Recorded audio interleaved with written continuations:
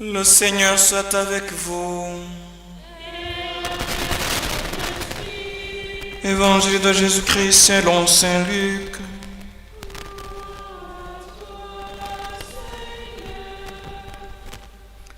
Un jour, deux gens vinrent rapporter à Jésus l'affaire des Galiléens que Pilate avait fait massacrer pendant qu'ils offraient un sacrifice.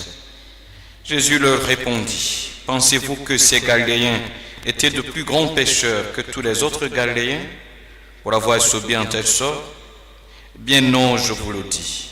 Si vous ne vous convertissez pas, vous périrez tous comme eux. » Ces 18 personnes tuées par la chute de la tour de Siloé, pensez-vous qu'elles étaient plus coupables que tous les autres habitants de Jérusalem? Bien non, je vous le dis. Si vous ne vous convertissez pas, vous périrez tous de la même manière. Jésus leur disait encore cette parabole. Un homme avait un figuier planté dans sa vigne. Il vint chercher du fruit sur ce figuier, n'en trouva pas. Il dit alors à son vigneron, « Voilà 3 ans que je viens chercher du fruit sur ce figuier. Je n'en trouve pas. Coupe-le. À quoi bon le laisser épuiser le sol ?» Mais le vigneron lui répondit, « Seigneur, laisse-le encore cette année, le temps que je bêche autour pour y mettre du fumier. Peut-être donnera-t-il du fruit à l'avenir. Sinon, tu le couperas. » Acclamons la parole de Dieu.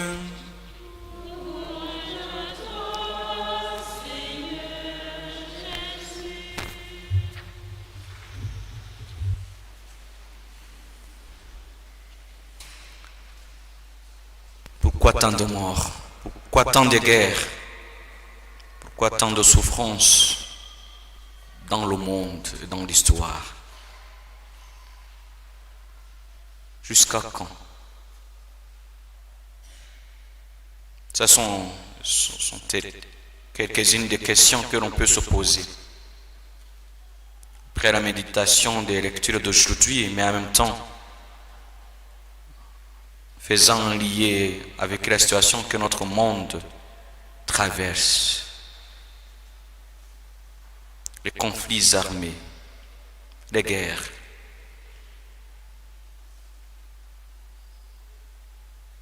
Trop d'injustice dans le monde.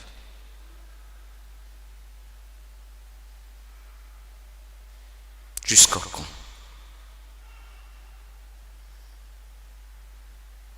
La première lecture, c'est le livre d'Exode. Il s'agit de Moïse qui gardait le troupeau de son beau-père Jéthro, et qui est son Moïse, fils d'exilé. Son peuple a passé plusieurs années en Égypte en exil. Son peuple était maltraité par les Égyptiens, tué. Souvenons-nous, Moïse, qu'est-ce qui s'est passé? Il a été sauvé de justesse par la grâce et la miséricorde de Dieu. Il devrait mourir juste parce qu'il était juif, israélien, fils aîné. Il a été sauvé, il a grandi dans la famille royale. Et après, il n'a pas supporté la situation que subissait, les injustices que subissait son peuple. Voilà, il a dû s'enfuir, probablement après avoir assisté à un meurtre. Sûrement qu'il a continué à prier, à se poser la question, Seigneur, qu'avons-nous fait pour mériter un tel sort? Que dois-je faire pour libérer mon peuple? Peut-être que c'est la question que tu te poses aussi, par rapport à la situation que tu traverses. Une situation qui te dépasse.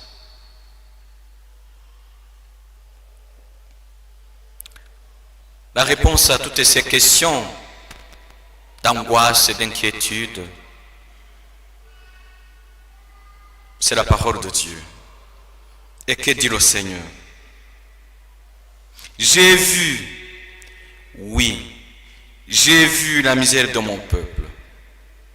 Ah, c'est une parole de réconfort.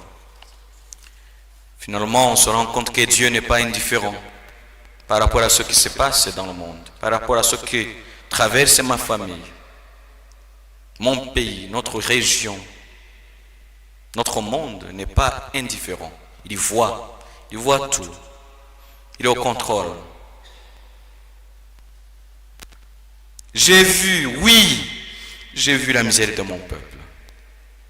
Voilà une parole de réconfort que Dieu vraiment est conscient, il voit très bien ce que nous vivons, ce que tu vis, ce que tu traverses. C'est pas fini. J'ai vu la misère de mon peuple qui est en Égypte. Et j'ai entendu. Le Seigneur ne voit pas seulement, il entend aussi les cris. J'ai entendu ces cris sous les coups des chefs de corvée. Oui, je connais ces souffrances. Ah, c'est très intéressant. Le Seigneur voit ce que nous vivons, ce qui nous agace. La situation qui traverse le monde. Le Seigneur entend les cris de nos prières, de nos angoisses. Et il les connaît. Il connaît nos souffrances. Qu'est-ce qu'il va faire? Et qu'est-ce qu'il fait par rapport à tout cela? Qu'est-ce qu'il dit?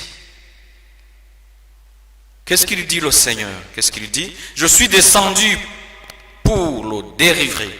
C'est pas je vais descendre ou je descendrai. Je suis déjà là, je suis descendu. Il est là pour nous sauver, pour prendre soin de nous, pour le délivrer de la main des Égyptiens et le faire monter de cette terre vers une terre spacieuse et fertile. C'est une lecture qui nous permet de découvrir encore une fois cette miséricorde insondable de Dieu. Un Dieu qui voit ce que nous vivons, ce que tu vis, ce que le monde traverse, ce que notre sous-région est en train de vivre. On ne voit pas seulement, il entend aussi les cris de tes prières. Quand tu criais, je ne sais pas ce que tu demandais, mais le Seigneur a entendu. Tu sais que tu as crié en priant pour telle ou telle situation. Et tu pensais peut-être que le Seigneur est sourd, n'a pas entendu tes prières ou la prière de ta famille. Et le Seigneur te répond, j'ai entendu et je connais tes souffrances. Ah, c'est très intéressant. Si le Seigneur connaît nos souffrances, c'est qu'il va vraiment agir. Il y a un chant, il agira. Voilà. Le Seigneur va agir. Il descend pour nous sauver. Mais en même temps, il nous délègue.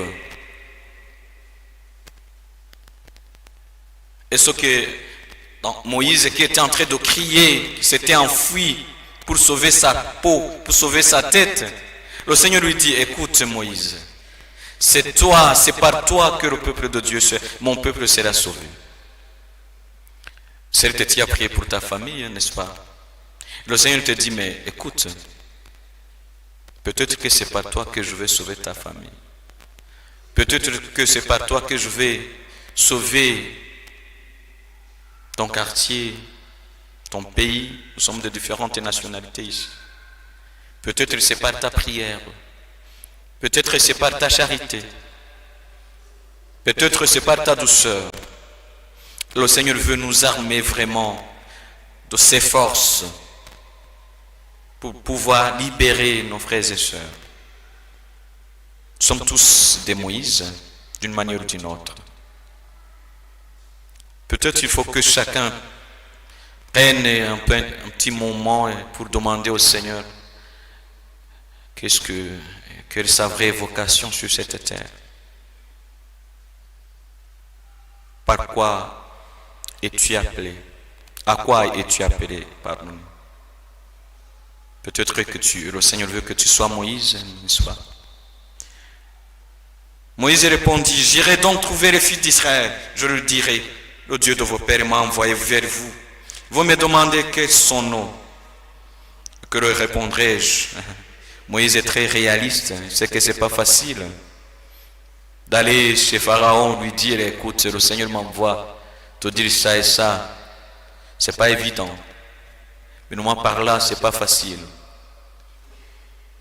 De ses propres forces, on ne pourrait pas. Mais par la puissance de Dieu, il a pu le faire. Il y a beaucoup de choses que peut-être tu aurais dû faire. Tu as peur. Et c'est une occasion de demander au Seigneur la force. Les forces nécessaires de pouvoir accomplir sa mission. Faut-il que cette mission soit divine? Et quelle est cette mission? Tu as prié pour les malades. Peut-être que le Seigneur te donne la mission de prendre les soins de ces malades pendant ce temps de carême, d'aider à payer les médicaments. Tu as prié pour les personnes affamées. Peut-être que tu vas être Moïse en partageant de ton pain. Pas en donnant seulement le reste, mais peut-être par tes privations, tes gestes d'ascèse.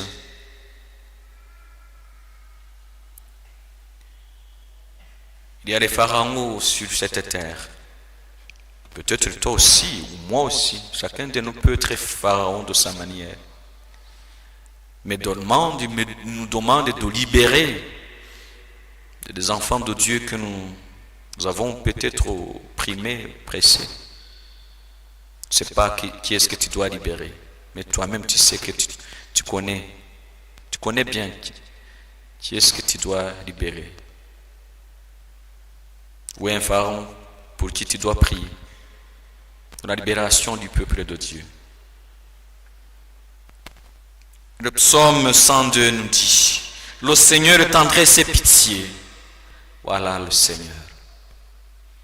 De tendresse et pitié. Bénis le Seigneur, ô mon âme, bénis son notre saint tout mon être. Bénis le Seigneur, ô mon âme, n'oublie aucun de ses bienfaits. Tout ce que le Seigneur a fait pour toi, tout ce que le Seigneur a fait pour nous, il continue de le faire. Il ne faut pas nous décourager. Non, le découragement ne vient pas du Seigneur, jamais. Le découragement vient du démon. Et le courage vient du Seigneur. Et c'est d'ailleurs la grâce de l'Esprit Saint, n'est-ce pas? Demande cette grâce d'avancer, même dans les difficultés, dans les souffrances. Les yeux tournés vers Jésus-Christ. Avance dans le combat de Dieu. Dans l'évangile, un jour des gens vinrent rapporter à Jésus l'affaire de Galiléens que Pilate avait fait massacrer pendant qu'ils offraient un sacrifice. Voilà, dans la première lecture c'est Pharaon et dans l'évangile c'est Pilate. Les pharaons, les Pilates, leurs enfants, leurs fils, les petits-fils sont toujours là. Peut-être c'est toi, peut-être c'est moi. Et qu'est-ce que ces gens avaient fait pour mériter un tel sort? C'était des Galiléens qui offraient un sacrifice. Pilate a eu peur que peut-être ces gens veulent comporter contre le pouvoir romain. Il a décidé de le faire tuer. C'est dommage. Trop d'innocents aujourd'hui qui meurent. Peut-être que tu connais quelqu'un qui a un projet de tuer un innocent. Un bébé qui n'est pas encore né. 2-3 mois de grossesse. Tu penses que ce n'est pas un enfant. Tu commences à dire, écoute, je n'ai pas de choix. Si je ne tue pas cet enfant, et alors mon nom sera gâché, alors je serai renvoyé du bourreau et je n'aurai plus de travail, je serai plus bien vu. Mariage est gâché, alors il faut tuer cet innocent.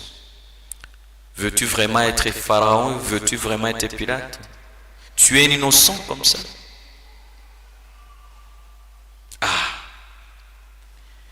les Galiléens ont été massacrés par cette malvoyance de Pilate.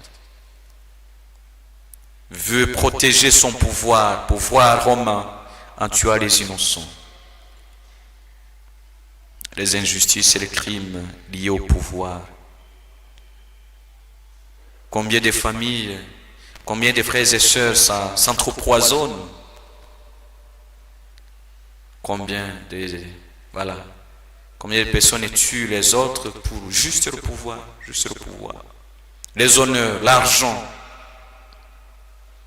et les innocents meurent. Que dois-je faire? Que devons-nous faire? Commençons par la prière. Commençons par avoir ce cœur perméable, sensible à la souffrance et à la douleur, à la misère des autres. Devenons de plus en plus indifférents, imperméables, je veux dire. Nos cœurs deviennent de plus en plus des cœurs de pierre, où la souffrance devient de plus en plus normale. C'est pas normal, c'est pas juste, c'est pas normal. Tu vois, même aux funérailles, aux obsèques, tu vois, les gens ne pleurent pas, sont là, peut-être pas pleurer, mais ils font comme si rien n'était, ils continuent à mener leur vie dans la tranquillité. Voilà. C'est parce que nous sommes forts, j'en doute. Nous devenons de plus en plus insensibles à la douleur des autres. Voilà, c'est ça. Mon voisin meurt, ça ne me dit absolument rien. Je continue ma vie. J'attends, je suis l'actualité. Là, je continue, je mène ma vie comme si rien n'était. Ça ne me dit rien. Mon frère, ma soeur est renvoyée de son travail. Ça ne m'agace pas, ça ne me tracasse pas. Voilà. La miséricorde, la compassion. Compatis. Souffrir avec les autres. La miséricorde. La misère de l'autre dans mon cœur. La pitié et la tendresse sont des valeurs chrétiennes, sont des vertus. Et si on peut demander au Seigneur d'avoir ce cœur qui se laisse toucher par les souffrances des autres. Et écoute, quelqu'un te dit, priez pour moi, j'ai perdu mon travail, j'ai perdu mon travail. Écoute, au moins toi tu as eu le travail. Ce n'est pas une réponse de compassion. Priez pour moi, ma grand-mère est morte. Ah, à ton âge, tu avais grand-mère? Come va? Dove siamo, disaient les Italiens. Où sommes-nous? Ah, tu avais? Ah, au moins toi, tu as connu grand-mère. Moi, je n'ai même pas connu ma mère. Non, ce n'est pas une réponse compatissante. Peut-être que tu n'as pas connu ta mère, mais le Seigneur a mis des gens sur la route de ta vie pour prendre soin de toi. C'est vrai. Pour t'enseigner, pour te soigner. Demande au Seigneur cet esprit de compassion, voilà, de pitié, de miséricorde, de charité aussi. Je crois que ça devrait être un des fruits du carême. Est-ce qu'on peut demander cette grâce, mes frères et sœurs? Est-ce qu'on peut demander cette grâce? Oui, nous en avons besoin. Venons de plus en plus indifférents. Je pense que c'est ça la vie, c'est le monde. Le monde est d'indifférence, voilà. Individualisme, égoïsme notoire, satanique d'ailleurs. On croit que nous sommes forts parce que voilà, la souffrance ne nous dit pas grand-chose. Non, c'est pas juste. Même Jésus, quand il était chez Lazare, qu'est-ce qu'il a fait? Il a versé les larmes. Pendant que les autres pleuraient, lui, il a versé des larmes. L'évangile selon Saint Jean chapitre 11. Et ces 18 personnes tuées par la chute de la tour de Siloé, pensez-vous qu'elles étaient plus coupables que tous les autres habitants de Jérusalem? Eh bien non, je vous le dis, dit Jésus. Si vous ne vous convertissez pas, vous périrez tous de la même manière. La réponse à toutes ces situations dramatiques, c'est la conversion en fait. C'est la conversion. Le Seigneur nous demande de nous convertir si nous voulons vraiment être sauvés. Si nous voulons stopper les guerres, les souffrances, toutes ces situations d'injustice. La réponse, c'est la conversion. Et c'est quoi la conversion? Et par quoi commence la conversion? Ça commence par la reconnaissance et la découverte de nos misères, de nos péchés. Ça, c'est la première chose. Et la deuxième chose, c'est le regret de nos péchés, de nos indifférences.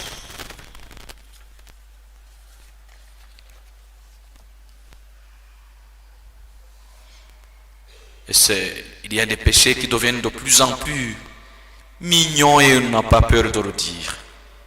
L'orgueil, qui consiste à s'attribuer des mérites qui sont des dons de Dieu et à prendre la place de l'autre et la place de Dieu. Et l'orgueil devient de plus en plus des sources et des crimes. L'avarice, cette envie d'accumulation des richesses recherchées pour elles-mêmes. Par l'avarice, les gens meurent. Les frères s'entretuent.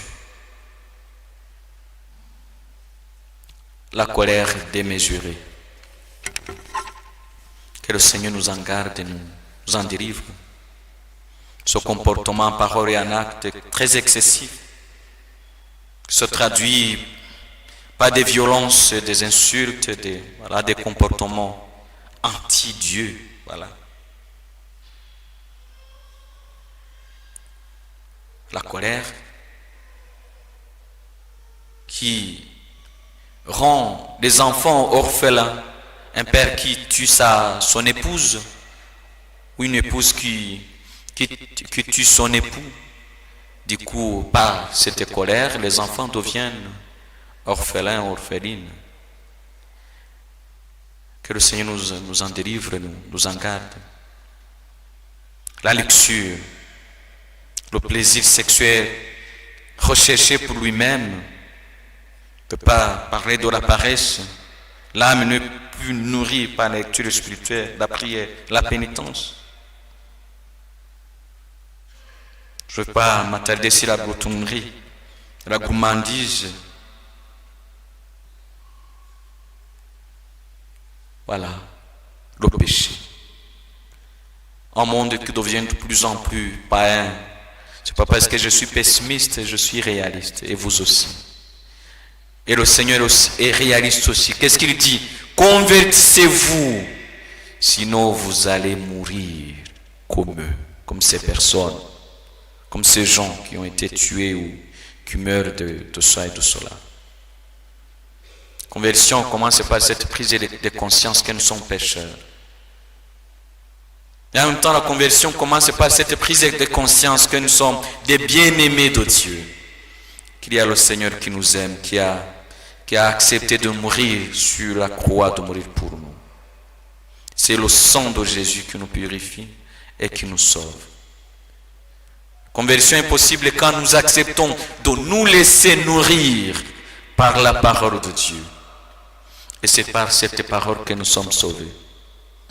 La fidélité à cette parole change notre regard sur le monde, sur les gens, sur nous-mêmes et sur les hommes. Par la parole de Dieu, nous avons maintenant un langage divin, un regard purifié, un regard miséricordieux, un regard compatissant. Sans cette parole, ce sont des paroles des hommes puisées peut-être sur l'internet ou par ici et là. Du coup, ce sont parfois des paroles de médisance, de haine, de division. Mais la parole de Dieu, c'est une parole qui unifie, qui console le cœur et qui console les hommes. La conversion commence par prendre ce petit temps de méditation de la parole de Dieu, de nous laisser toucher, nourrir par la parole. Cela va avec la prière. Il n'y a pas de conversion possible sans la prière. La prière, c'est ce temps gratuit devant le Seigneur. D'abord gratuit avant de demander quoi que ce soit. À cela va s'ajouter les autres demandes, les supplications, mais en même temps les louanges, la gratitude et la louange des prières que le Seigneur aime. Marie, dans l'évangile selon Saint Luc, premier chapitre, qu'est-ce qu'elle fait? Elle chante les louanges du Seigneur. Mon âme exalte le Seigneur. C'est pas parce que tout allait bien. Elle avait des soucis, elle avait des difficultés. Mais cela n'empêche que les loue le Seigneur. Quand Jésus nous apprend à prier, c'est l'évangile selon Saint Matthieu, chapitre 6. Il commence par louer le Seigneur, notre Père qui est aux cieux. Que ton nom soit sanctifié. Que ton règne vienne, que ta volonté soit faite sur la terre comme au ciel. Et après cela, nous pouvons demander maintenant le pain de ce jour, le pardon de nos péchés et la protection divine. La conversion commence par prendre conscience de l'importance de la prière dans notre vie. La conversion commence par cette générosité aussi et cette gratuité devant le Seigneur. Je suis là devant toi, Seigneur. Et j'aime le chant de Jean-Claude Janada. Jésus, me voici devant toi, tout simplement dans le silence. Rien n'est plus important pour toi que d'habiter en ta présence. Habiter cette présence de Dieu et nous laisser habiter par lui-même. On habite dans la présence du Seigneur, on accepte que le Seigneur habite chez nous. Demandons au Seigneur de nous renouveler dans cette grâce de la prière. La conversion va aussi avec cette fidélité aux engagements baptismaux et aux grâces que nous recevons dans les sacrements. C'est une expérience magnifique de nous laisser purifier par Dieu, par son esprit, par ses sacrements.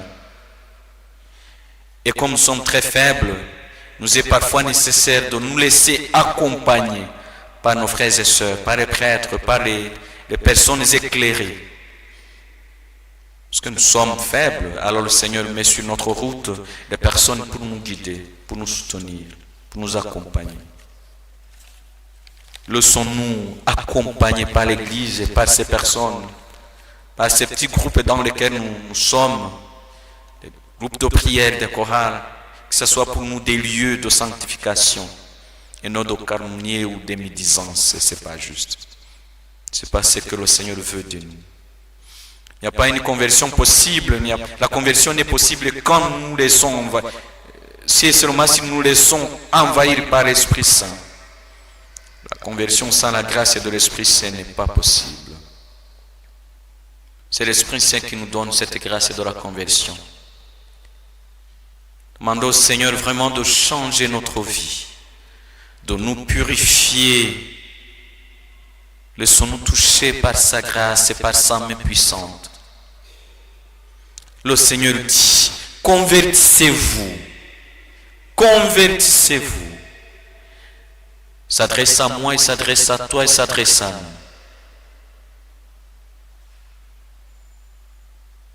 Je vous rappelle, la conversion commence par cette prise de conscience que nous sommes faibles et nous sommes pécheurs. Et cela avec le renoncement, le regret et la contrition parfaite. Nous avons offensé l'amour de Dieu. Mais c'est possible de changer, de devenir meilleur. Pas par nous comparer par les autres, mais par nous-mêmes, non, par la grâce de Dieu et son amour infini. C'est par cet amour qu'il nous donne sa parole. Et si on se laisse toucher, changer par cette parole, nous changeons aussi notre vie.